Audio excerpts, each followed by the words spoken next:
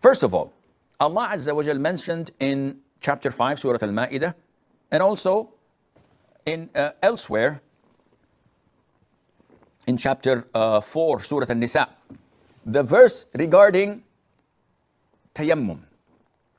And in the beginning of Surah Al-Ma'idah, chapter 5, Allah mentions the wudu. Ya ayyuha alladhina amanu idha qumtum ila salat. O you who believe, whenever you want to pray, then do the following in sequence. So Allah mentions washing the face, washing the arms till the elbows, wiping over the head, and washing the feet to the ankles. Those who know Arabic know that there are two qira'ah, two narrations, or two ways of reciting the ayah. When it comes to فَامْسَحُوا بِرُؤُوسِكُمْ وَأَرْجُلِكُمْ, this is one qira'ah, وَأَرْجُلَكُمْ, and this is second qira'ah. So to go into details, it would take us to the end of the episode. But one refers to washing the feet, the other one refers to wiping over the feet, and this, as the vast majority of Sunni scholars say, that it deals with wiping over the socks, the shoes, or whatever you wear on your feet. So this is established in the Qur'an. The hadith of Mughirah ibn Shu'bah, may Allah be pleased with him, when the Prophet was performing wudu, and then he fell down, that is Al-Mughirah, to take off the Prophet's shoes. The Prophet said, leave them, for I had put them on while on the state of wudu. And he continued his wudu by wiping over his shoes. That's it. He didn't wash his feet. So the hadith indicates that wiping over the socks or the shoes is part of the sunnah. More than 40 companions of the Prophet ﷺ reported it, or so. Therefore, it is an established fact in our religion, in our sunnah, to wipe over. The conditions: one, the Prophet stated, alayhi salatu wasalam, that wiping over the shoes or socks, known as al-khuf, is valid for 24 hours, one day and one night. From the time of wiping, not from the time of putting them on, wearing them. For a resident, a day and a night, 24 hours, and 72 hours, that is 3 days and 3 nights, for a traveler. Whenever they want to perform wudu, it's sufficient for them just to wipe over their socks, providing that they had them on after or while being in the state of wudu. If they take them off, they cannot wipe over them again.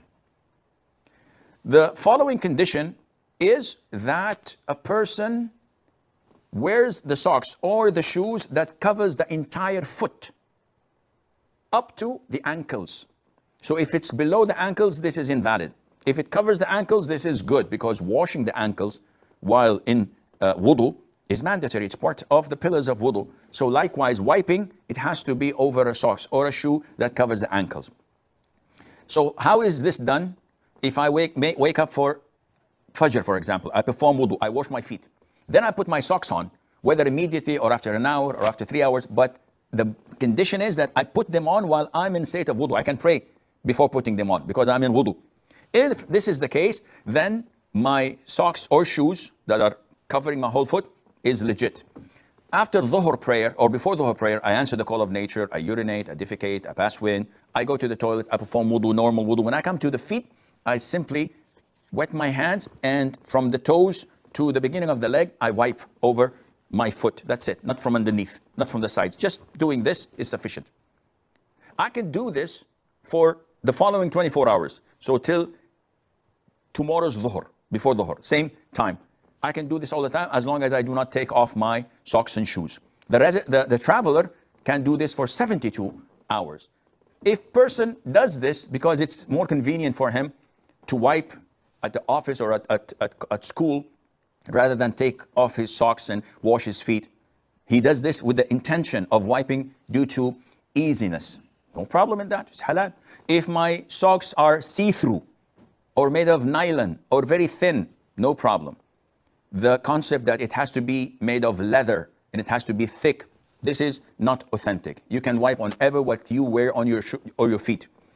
Some people say, okay, my socks has small holes at the bottom, they're worn out. No problem. The Sahaba used to have khuf and it had a lot of holes in it, and this did not prevent them from wiping over it. If my shoe's neck is short, but the socks covers over the ankles, So can I wipe over the shoes that does not cover my foot, but the socks does? No problem, because now they are considered to be one unit. But if you take off your shoes, your wiping period is over. You cannot wipe anymore. Your wudu, is it intact or not if you take your socks? It's an issue of dispute. So if I wipe over my socks, I'm in the state of wudu. But then I take it off, does my wudu break? Some scholars say it does, others say it does not. And the most authentic opinion is it does not. Why? Because if I perform wudu and I wipe over my hair and then I go to the barber and I have a haircut, or I shave my head totally, does my wudu break because the hair that I wiped over is gone? The answer is no. And likewise with your socks. So this is in a nutshell. I hope it sounds logical to you.